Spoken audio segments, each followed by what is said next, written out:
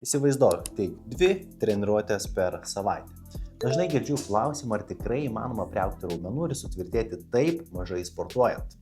Atsakymas paprastas. Taip, bet yra keli niuansai. Jeigu tavo tikslas užsiauginti daugiau raumenų ar tiesiog geriau atrodyti, tada svarbiausia, kaip susidėlioji treniruotės. Su 2 kartais per savaitę geriausias pasirinkimas yra full body workout, kas yra viso kūno treniruotė. Tokiu būdu kiekvienas raumuo gauna pakankamai krūvio ir stimulo augti. Kad treniruotė būtų dar efektyvesnė, gali naudoti supersetus, tai kai 2 pratimus darai vieną po kito be jokios pertraukos. Taip ne tik sutaupysi laiko, bet ir pakelsi treniruotės intensyvumą. Kokias savaitės dienas rinktis sportui? Pavyzdžiui, pirmadienį ir ketvirtadienį arba antradienį ir penktadienį. Esmę ir principą turbūt supratai.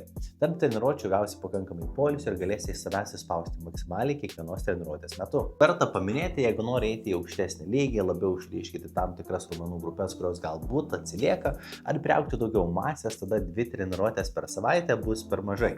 Rezultatai taip pat priklausys nuo tavo mitybos, treniruočių intensyvumo, progresijos, gyvenimo būdo, streso lygio, genetikos ir miego kokybės. Taigi 2 kartai per savaitę puikus startas ir labai realus būdas sustiprėti bei pakeisti savo kūną, ypač jei esi pradedantysis.